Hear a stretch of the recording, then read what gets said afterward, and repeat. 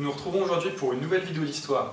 La dernière fois, nous avons vu les fondements idéologiques derrière les débuts de l'Union européenne.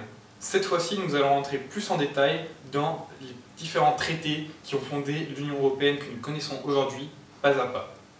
Nous avons donc vu que l'Union européenne a d'abord commencé à travers la Communauté européenne du charbon et de l'acier, qui a été créée à partir du traité de Paris signé en 1951. À l'époque, il n'y avait donc que 6 pays: Allemagne, France, Italie, Belgique, Luxembourg et Pays-Bas. Par la suite, il y a eu donc en 1954 la Communauté européenne de défense, qui cette fois-ci fut un échec car les pays restaient trop méfiants entre eux. Toutefois, en 1957, un grand pas en avant est franchi avec la Communauté économique européenne qui est signée au traité de Rome. Qu'est-ce donc que cette CEE, cette Communauté économique européenne? Tout simplement un complément à la CECA, qui va donc énormément renforcer les liens entre les 6 pays membres de la CECA, la Communauté économique du charbon et de l'acier. On va d'abord avoir un premier renforcement avec le fait qu'il y a une libre circulation des personnes, des biens et des capitaux entre ces 6 pays. C'est donc quelque chose de très important. Ces pays sont désormais très liés, on peut facilement accéder de l'un à l'autre. Ensuite, il y a donc des frontières communes qui sont définies.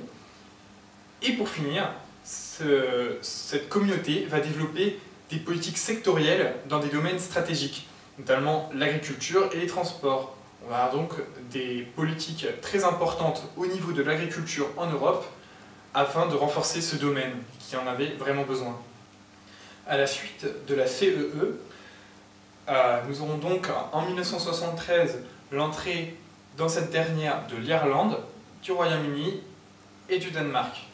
Ensuite, nous aurons en 1981 l'entrée de la Grèce.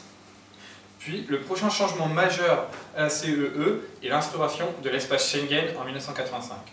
Schengen étant le nom d'une ville au Luxembourg où a été signé cet accord. Qu'est-ce que l'espace Schengen? Vous en avez sûrement déjà entendu parler. En quelque sorte, l'espace Schengen, c'est un peu comme si on prenait un ensemble de pays et qu'au niveau des voyages internationaux, on le considérait comme un seul pays. Qu'est-ce que ça signifie? C'est très simple.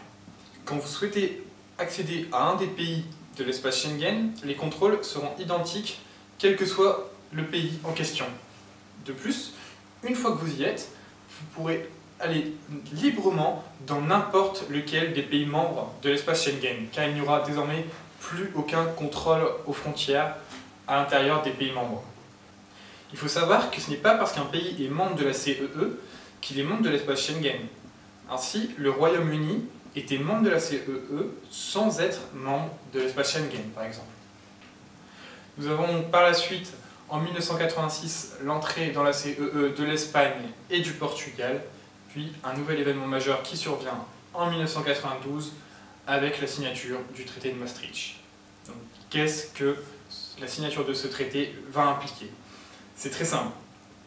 Désormais, l'Europe n'est plus simplement une union économique, mais également une union politique. On vient donc de passer un très grand cap. Il y a désormais des politiques au niveau européen et non plus simplement que des politiques indépendantes dans chacun des pays. C'est donc la nouvelle manière dont est définie l'Europe par le traité de Maastricht. Elle est définie via une monnaie unique, qui sera donc l'euro, et qui va remplacer chacune des monnaies nationales. Cette monnaie va entrer en action, va devenir effective à partir du 1er janvier 1999, c'est-à-dire que des taux de change, etc. seront fixés autour de cette monnaie, mais en réalité, elle ne sera en circulation qu'en 2002.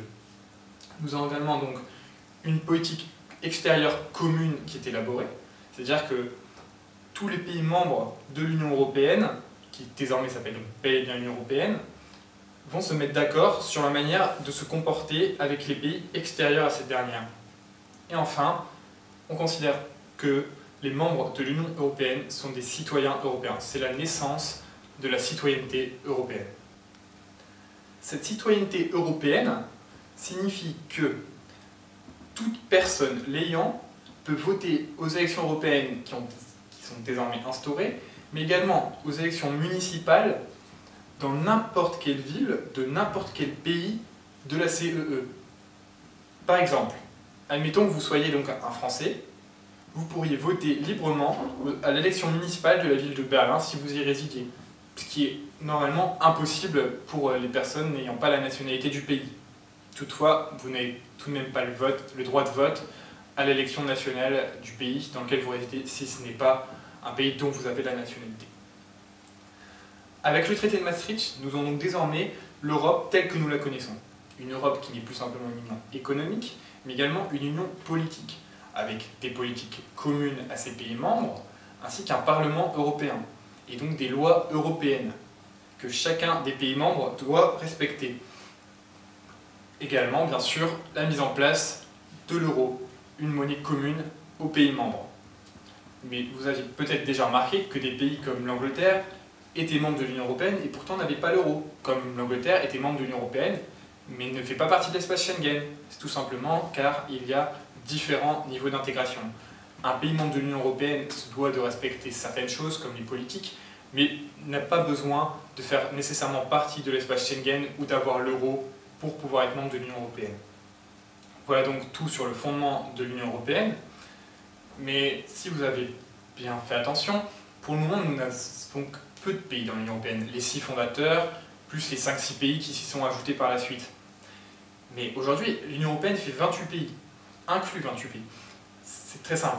Depuis ce traité de Maastricht, bien plus de pays ont intégré l'Union européenne. Nous allons donc voir rapidement les vagues de pays ayant rejoint l'Union européenne.